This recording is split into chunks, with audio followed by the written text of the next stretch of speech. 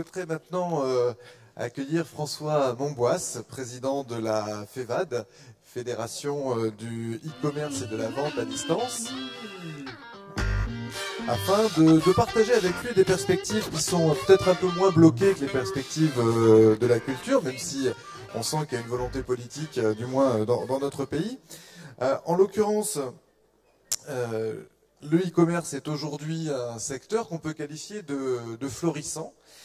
Et avec François Monboisse, nous allons partager des perspectives qui sont à la fois françaises et européennes, étant donné que François Monboisse est également président de e-commerce Europe. Est-ce qu'il y a dans la salle des entrepreneurs du e-commerce ou des gens qui, si vous pouvez, un petit sondage rapide, levez la main. Combien sont-ils? Parce qu'ils sont 100 000 aujourd'hui, il y a 100 000 sites marchands en France. Il y a 4 ans, il y en avait 35 000 de mémoire. Et cette activité, en 2007, pesait 16 milliards d'euros, je crois, François. Et ça en pèse de 36 aujourd'hui. Je vous passe un micro tout de suite. Donc on pourrait dire, François, que la croissance existe, vous l'avez rencontrée? Oui, la croissance du e-commerce, vous l'avez rappelé, elle est énorme. Les taux de croissance en France, c'est 21% sur janvier-septembre. Ce n'est pas un phénomène qui est propre à la France. Le e-commerce croît dans tous les pays d'Europe et dans tous les pays du monde, régulièrement, mécaniquement, et j'irais inexorablement. Alors, est-ce qu'il croit plus ou moins chez nous, vous savez, ce tropisme qui consiste à se comparer tout le temps? On parle tout le temps du retard français, on a parlé de 14 ans tout à l'heure. En l'occurrence, en matière de e-commerce, comment la France est-elle positionnée par rapport à ses concurrents européens et internationaux? On est pas mal placé, c'est-à-dire qu'en taille de marché, la France est le 3e marché européen, après la Grande-Bretagne et l'Allemagne, mais c'est lié aussi à la population. Mais en termes de pourcentage d'internautes qui achètent sur Internet, on a un taux de 75% des internautes qui achètent. Et ça, c'est un taux qui doit être dans les 7e ou 8e en Europe. Donc on est pas mal placé. Un des potentiels de croissance, et ça sera une table ronde, je crois, cet après-midi ou demain matin, c'est l'extension du nombre de gens connectés. C'est-à-dire qu'on plafonne un peu en nombre de gens connectés en France. Vous le savez tous, enfin à Paris, il y a du réseau, mais quand on va à la campagne en France, dans certains endroits, il n'y a juste rien qui passe, que ce soit la 3G ou Internet, il n'y a pas de réseau du tout. Et donc là, il y a un manque où il faut, je pense, une action des pouvoirs publics, parce que souvent, ce sont des zones reculées où ce n'est pas rentable économiquement de mettre Internet. Mais il faut qu'il y ait des liaisons Internet, sinon on a des gens qui n'auront pas accès à Internet. Ça, on va effectivement en parler cet après-midi, dès 14 h avec Cécile Duflot, de ce qui est cet aménagement numérique du territoire, à la fois filaire mais aussi mobile, parce que je crois que le M-commerce est aujourd'hui quelque chose qui explose complètement. Oui, ça a été mis en évidence, et Jean-Pierre Rémy en a parlé lors des grandes journées de promotion aux États-Unis, le Cyber Monday, où il y a eu plus d'1 milliard de dollars qui a été facturé donc, en ligne d'une manière globale. Et sur ce milliard de dollars, il y en a 16% qui ont été des achats avec un smartphone. Et c'était 10 l'an dernier. Donc passer de 10 à 16, c'est quand même énorme. Et ça veut dire que c'est vraiment une deuxième révolution du commerce en ligne.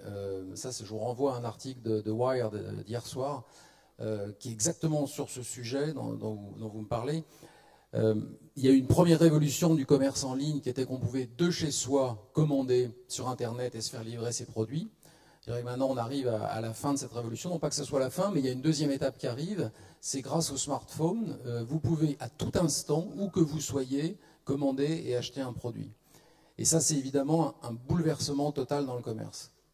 C'est d'une certaine manière, chacun d'entre nous devient en fait en permanence en posture de capacité d'achat. Oui. Mais ça rejoint, si on sort un peu du e-commerce, ce qu'on lit sur la /gen, vous savez, la génération qui est multi-usage, sur le fait que les gens veulent tout de suite et tout le temps. Donc avant, on faisait ses courses, on partait faire des courses, j'irais un samedi après-midi, ça durait 2 heures. Maintenant, c'est plus ça. Les gens peuvent acheter un produit quand ils en ont envie, c'est-à-dire vous êtes en voiture, vous entendez parler d'un livre à la radio, vous pouvez en 2 clics le commander sur votre smartphone, vous l'aurez demain chez vous. Vous êtes dans un magasin, vous pouvez comparer les prix d'un produit que vous voyez dans le magasin avec les prix sur un autre site ou faire une comparaison, voire l'acheter. Il y a eu une promotion à Noël dernier, je ne sais pas si vous vous souvenez, aux États-Unis qui avait fait beaucoup de bruit, où Amazon donnait un coupon quand les gens étaient dans un magasin, scannaient un produit et l'achetaient sur Amazon. Donc ça fait un barouf assez exceptionnel aux États-Unis. Oui, il y a eu des questions de parlementaires, parce que c'était assez agressif. Mais ça montre le potentiel, en fait. C'est-à-dire que le smartphone redistribue complètement les cartes, parce que ça donne l'avantage au site internet d'être présent tout le temps chez les gens, donc à l'intérieur des boutiques, des concurrents. Mais ça permet aussi aux boutiques et aux magasins, avec la géolocalisation, de proposer des offres quand vous avez accepté un magasin que vous aimez, une chaîne que vous aimez, qui vous dit vous n'êtes pas loin de mon magasin, vous aimez tel type de produit, je vous offre une offre promotionnelle. Donc ça redistribue vraiment les armes du commerce. Ça les redistribue, mais est-ce que finalement on est sur des schémas de substitution? Parce qu'on a entendu, comme toujours d'ailleurs à l'arrivée d'un nouveau modèle ou d'une nouvelle modalité, cette idée comme quoi le e-commerce finalement prend le business du commerce traditionnel sans forcément qu'il y ait création de valeur au passage. Pour la création de valeur, elle est pour le consommateur. C'est-à-dire que c'est les gens qui en profitent. Internet, on le dit souvent, et ça a été dit dans la table ronde précédente sur la culture, c'est les gens qui en profitent de la diffusion des offres culturelles partout gratuitement. Là, c'est les gens qui peuvent d'abord avoir des offres plus variées, plus nombreuses, majoritairement moins chères, puisqu'Internet est en général moins cher que les magasins, mais surtout qui peuvent profiter de l'ubiquité dont je parlais, du fait de pouvoir commander partout. L'exemple que je citais de pouvoir commander en 2 clics un livre, l'avoir livré chez soi le lendemain, c'est un plaisir et un confort extraordinaire par rapport à être obligé, comme il y a 10 ans, d'aller dans une librairie en achetant exactement ce qu'on sait vouloir acheter. Donc c'est un progrès pour les gens, c'est là qu'est la création de valeur. Oui, mais à contrario, on peut imaginer que vous ne soyez pas forcément copains finalement avec les associations de commerçants. Aujourd'hui, est-ce qu'au sein de la FEVAD, vous mesurez le transfert éventuel de chiffre d'affaires du commerce traditionnel vers le commerce en ligne, ou est-ce que finalement il y a une constance de l'un et une augmentation de l'autre? C'est-à-dire est-ce qu'on fabrique à la limite de la richesse et de l'emploi, ou est-ce qu'on assiste progressivement à un transfert, même s'il est seulement partiel? Non, je crois que tout se mélange maintenant, tout s'interpénètre. Comme l'a dit Jacques Toubon, l'économie du futur, c'est l'économie numérique. Tout ce qu'on dit, c'est, et on l'avait dit à la FEVAD il y a 2 ans, c'est une idée de Marc Lolivier qui est là, c'est la fin du e-commerce à terme, c'est-à-dire que tout va être connecté. Et l'article du Wired dont je vous parlais dit exactement ça, puisque le patron de Walmart dit exactement ça, ce qui est quand même une révolution, parce qu'avant Walmart, c'était le symbole de ce que vous expliquez, des magasins traditionnels. Et il dit, non, moi je veux aller me battre contre Amazon, parce que je dois servir mes clients où qu'ils soient et quand ils le veulent, c'est-à-dire à la fois avec une tablette, un smartphone, un PC chez eux ou dans les magasins, je dois toujours être disponible pour mes clients. Donc il y a de plus en plus une interpénétration du e-commerce et du commerce traditionnel. Toutes les chaînes de magasins ouvrent un site marchand. On a été en retard en France, c'est vrai, dans ce domaine, c'est-à-dire que quand vous regardez la liste des 15 sites les plus visités par Médiamétrie, il y a encore une dizaine de pure players. Je dis encore parce qu'aux États-Unis, à part Amazon, il n'y en a plus. Il y a toutes les grandes chaînes de magasins. En France, les chaînes de magasins ont été lentes. Il y en a, vous les connaissez, qui ont pris des noms différents pour aller sur Internet. Ça a pris du temps. Mais maintenant, elles y vont toutes. Parce que les gens ont l'habitude et c'est le consommateur qui décide à la fin. Donc je pense qu'il y a pu avoir un petit peu opposition ou frilosité, je dirais, de la part des magasins vis-à-vis d'Internet. Maintenant, c'est fini. Toutes les boutiques doivent ouvrir un site. Quand vous allez à Londres, c'est frappant, vous allez passer devant une petite épicerie, elle a son URL en bas sur la vitre écrite. Tous les magasins ont un site. Et en France, on veut que tous les magasins aient leur site aussi. Oui, on sort de logique binaire d'opposition, c'est-à-dire que finalement, aujourd'hui, le commerçant traditionnel lui-même peut s'appuyer sur le numérique pour développer son propre business, et lui-même, finalement, il est dans une logique, un peu comme on le dit pour les services publics, c'est-à-dire il est ouvert 24 heures sur 24, d'une certaine manière. Il doit l'être. Il doit l'être parce que quand le client veut, à tout instant, quand il se souvient de la boutique, même un petit commerçant, pouvoir aller regarder sur un site, pouvoir commander un produit, le réserver, etc. Et la FEVAD, par exemple, on travaille avec des fabricants indépendants de textiles, donc qui n'appartiennent pas aux grandes chaînes franchisées, mais qui sont des multimarques, pour les aider tous à développer un site de leur boutique pour écouler des stocks, pour faire du chiffre d'affaires supplémentaire. Et ils y viennent de plus en plus parce qu'effectivement, c'est nécessaire. C'est comme ça que les consommateurs sont maintenant. Vous arrivez à les embarquer parce qu'aujourd'hui, quand on regarde les chiffres, il y a 13% des entreprises françaises qui ont un site internet. 13%. Non, c'est long, je suis d'accord, mais disons que dans ces 13%, les commerçants sont en avance. Parce que les commerçants se rendent compte que le commerce se fait de plus en plus sur Internet. Ça reste uniquement 5% des achats, mais qu'il y a une tendance de plus en plus forte de la part des gens à acheter sur Internet. Les chiffres clés, on n'en a pas parlé, c'est 32 millions de gens qui achètent sur Internet, sur 42 millions d'internautes. Le panier ne bouge pas beaucoup, il oscille, je dirais, entre 89, 90, 91 euros, mais c'est une moyenne, c'est-à-dire qu'un voyage pour une famille, une semaine en Tunisie, c'est beaucoup plus que ça, et un livre, c'est 5 euros. Donc c'est une moyenne, je ne dirais pas ce qui ne veut pas dire grand-chose, mais la bonne chose, c'est que c'est la fréquence d'achat qui monte. On est maintenant à 5 achats et demi par trimestre, c'est-à-dire en gros tous les 18 jours, c'est-à-dire un achat sur Internet tous les 15 jours ou toutes les 3 semaines. Et il y a 4 ans, c'était 2 achats par trimestre. C'est-à-dire que l'achat sur Internet se banalise de plus en plus. On achète de plus en plus souvent des choses sur Internet. Et vous avez évoqué plusieurs fois Amazon. Amazon, c'est un petit peu la locomotive, c'est un poids considérable. Enfin, qu'est-ce que ça pèse aujourd'hui dans le e-commerce Amazon? C'est une place énorme. D'abord, alors, c'est à la fois une place énorme et compliquée. Amazon ne donne pas de chiffres au niveau local. Comme vous le savez, il donne uniquement des chiffres au niveau mondial. Mais on estime en France qu'il pèse à peu près 1,6 milliard, 1,5 milliard d'euros de vente, de volume d'affaires. C'est le premier site marchand le plus visité, donc c'est clairement le leader du e-commerce partout dans le monde. D'abord, Amazon ne fait pas que ça. Il a 2 autres métiers qui sont des métiers high-tech, puisqu'Amazon est présent dans le cloud computing. Je crois qu'on en va parler aussi au cours de ces 2 jours. Et puis, Amazon aussi fabrique et commercialise des tablettes, donc, et concurrent de Kobo, concurrent de Nexus, de Google, etc. Donc il a 3 métiers. Et Amazon surtout n'est plus considéré par Walmart, dont je parlais, comme un concurrent, comme quelqu'un à part sur la niche du commerce. Mais maintenant les analyses disent, dans 3 ans, si ça continue, Amazon sera non seulement le premier du e-commerce, mais un des tout premiers du commerce au monde.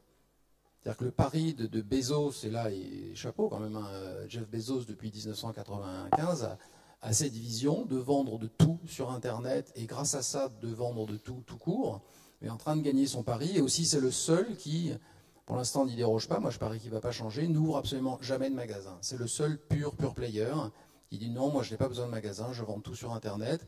Et la façon de le vendre, on le voit maintenant, il le dit, c'est en commercialisant à prix cassé, c'est dit aussi sa tablette Kindle, qui va faire en sorte que vous achetez beaucoup plus facilement et fréquemment des produits sur Amazon. Donc oui, ils ont une place à part de pionniers et de leaders incontestés. Avec un souci connu et médiatisé sur la fiscalité. Ce que fait Amazon, l'excellence qu'ils ont dans le business, ils l'appliquent en la fiscalité, où ils ont les meilleurs avocats et ils exploitent les trous dans la raquette européenne dont on a parlé pour autre chose Jacques Toubon, pour choisir une cascade de holding qui fait qu'ils ne payent pratiquement pas d'impôts dans les pays européens. Ce faisant, on a en tête l'installation d'Amazon en Bourgogne. On imagine que ça crée aussi, par rapport, notamment au métier de la logistique, un appel d'air. Est-ce qu'on arrive aujourd'hui, quand on fait du e-commerce ou du m-commerce en tant que pure player, est-ce qu'on a une visibilité sur l'emploi induit qui est créé autour de cette activité? Oui, on a fait une étude à la FEVAD et on est en train d'en refaire une d'ailleurs avec le ministère de l'Emploi sur les carrières du e-commerce. Le e-commerce et les emplois directs et indirects, c'est à peu près 70 000 emplois en ce moment en France, dont effectivement des emplois, je dirais, aux 2 bouts de la chaîne, à la fois, comme ça a été évoqué ce matin par Marie Eklund, des emplois pointus de marketing, des emplois de chercheurs, mais aussi des logisticiens, comme l'entrepôt que va ouvrir Amazon dans le Nord, il y a 2000 emplois à peu près. Pour les concurrents, ça met une pression assez forte, le mot est faible, sur les délais de livraison, parce qu'Amazon est en général quelqu'un qui livre très vite, et le délai de livraison est un argument essentiel de vente pour les consommateurs, sur l'excellence opérationnelle, à la fois dans l'intelligence qu'il y a derrière la conception des logiciels de logistique, et puis l'exécution, au sens propre, de faire passer le colis de l'entrepôt au consommateur. Donc là aussi, il y a de la valeur ajoutée énormément dans la logistique. Bien. Il y a un autre aspect, ça on a parlé effectivement des acteurs, des données de marché, de la progression quand même assez fulgurante de ce secteur-là. En contraposé, on est sur effectivement une approche centrée sur le consommateur, sur un business de la poche, hein, d'une certaine manière, puisqu'on converge fortement vers le smartphone. La question qui suit juste derrière, c'est comment on protège aussi potentiellement le consommateur, comment se construit un écosystème de vigilance, de protection qui fasse qu'il ne soit pas en permanence. Lui, il peut mobiliser les acteurs du commerce, mais comment, lui, peut-il se protéger d'un matraquage? Alors nous, on pense qu'il est quand même bien protégé, puisque les lois actuelles interdisent à un site marchand de solliciter quelqu'un sans son accord, sauf s'il a déjà été client. Donc on a le droit de contacter ses clients, mais on n'a pas le droit de contacter quelqu'un spontanément comme ça. Si vous avez un smartphone aussi, on vous demande à chaque fois, quand vous ouvrez un site, est-ce que vous autorisez le site X ou Y à prendre vos données de géolocalisation. Donc il y a déjà un niveau de protection qui est assez fort. Il faut bien voir que la meilleure des protections pour les consommateurs, c'est que personne n'est obligé d'aller acheter sur un site internet. Donc si un site internet traite mal ses clients, ça se sait immédiatement, parce que les gens arrêtent d'acheter. Et en général, même ils le font savoir. Ils vont sur les forums et ils le disent. On connaît tous une marque de câbleau opérateur qui a changé de nom parce qu'il y avait une tellement mauvaise image de son service client qu'ils ont été obligés de se débaptiser. Donc c'est pas un vain mot sur Internet. La e-réputation, quand elle est mauvaise, peut vraiment faire très mal à un site. Donc les sites Internet surveillent énormément le taux de désabonnement de leurs consommateurs à leur mailing. C'est-à-dire qu'il faut gérer, faire des sollicitations commerciales. Et là, le mois qui vient, elles vont évidemment augmenter puisque c'est Noël. Mais on surveille que si on en fait trop, les gens se désabonnent. Et là, c'est la catastrophe parce qu'on n'a plus le droit d'y toucher. Donc c'est quelque chose auquel les commerçants sont très sensibles. Il y a, vous savez sans doute, une directive aussi qui va venir sur la protection du consommateur, la protection des données. Donc on fait très attention parce que les données clients sont quelque chose de fondamental vraiment pour les e-commerçants. Et que va dire cette directive? Elle émane d'où? On ne sait pas encore, mais elle va. C'est la Commission européenne. Ouais. Ça sera probablement pas une directive, mais un règlement. C'est-à-dire qu'un règlement s'impose sans avoir besoin d'être transposé et qui va régir les règles de conservation des données personnelles par non seulement les sites marchands, dont on s'occupe à la FEVAD, mais aussi les réseaux sociaux et aussi un peu tout le monde. Donc on fait attention à ce que les commerçants puissent conserver les données qui sont absolument nécessaires à leur activité. C'est-à-dire que si un commerçant ne connaît plus l'activité de ses clients et ne peut plus s'en servir, il perd sa valeur, il perd sa pertinence. L'exemple qu'on cite, c'est que si vous achetez un livre chez un libraire, vous retournez chez votre libraire un mois après, le libraire vous demande est-ce que ça vous a plu. Bon, ben on veut le même droit chez un e-commerçant, parce qu'il paraîtrait aberrant d'interdire à un libraire de se souvenir que vous lui avez acheté un livre. Or, le droit à l'oubli, quand on le lit parfois, c'est un peu ça. C'est interdire à un e-commerçant de se souvenir de ce qu'a acheté un consommateur chez lui. Bon, et en plus, les consommateurs, c'est pour leur bien. C'est-à-dire que c'est grâce aux données de navigation et d'achat que connaissent les sites que les sites leur proposent des offres qui leur plaisent. C'est parce que vous avez acheté 2 romans policiers à la suite qu'on va vous en proposer un 3e. On ne repart pas à zéro. Sinon, on repart à zéro, on vous propose le prix Goncourt systématiquement. Donc, c'est pas bien pour vous, c'est pas bien pour le site et tout le monde est perdant. Mais c'est bien pour le Goncourt. C'est bien pour le Goncourt qui, de toute façon, n'a pas besoin de ça. Donc on parlait effectivement de cette protection des données personnelles parce que finalement les e-commerçants savent beaucoup de choses sur nous, y compris en matière de déplacement, y compris dans ces logiques de géolocalisation. Alors la géolocalisation doit faire l'objet d'un accord préalable. Et dans ce cas-là, effectivement, les gens qui le souhaitent, mais c'est le cas aujourd'hui avec vos smartphones, hein, on vous redemande à chaque fois. Les offres promotionnelles dont je parlais, c'est-à-dire vous passez près d'une boutique, on vous propose une offre, c'est si et seulement si vous avez au préalable dit j'ai envie de recevoir des offres promotionnelles de tel ou tel magasin. Sinon, on ne vous importunera pas comme ça. Il faut veiller d'ailleurs, enfin on y veillera à la FEVAD, à ce qu'un consommateur qui ne souhaite pas recevoir d'offres promotionnelles de ce type puisse facilement se désabonner, etc. On a soutenu à la FEVAD un mécanisme similaire sur le téléphone pour que les gens ne puissent pas recevoir des offres spontanées par téléphone quand ils ne veulent pas le faire. Il faut protéger le consommateur. Effectivement, quand on marche dans la rue, rien ne nous protège du 4x3 ou de la sucette qui va nous porter un message dont on n'a pas forcément accepté les modalités ou l'intérêt a priori. Bien, je proposais peut-être de conclure ce profilage du magasin connecté, de cette nouvelle modalité du commerce.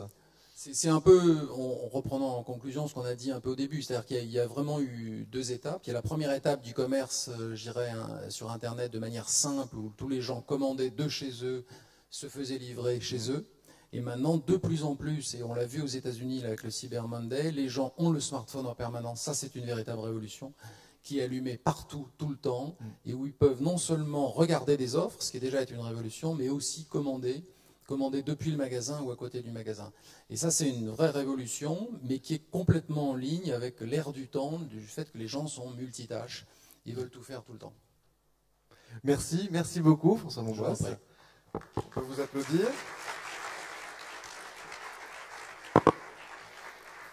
Je vous laisse regagner la salle. Merci infiniment pour effectivement ce regard sur un secteur qui pour le coup semble se bien porter, comme on dit, et qui effectivement trouve un écho dans ce qu'on vit tous au quotidien, hein, avec nos différents terminaux, nos différents supports et cette capacité qu'on a à faire plein de choses à la fois.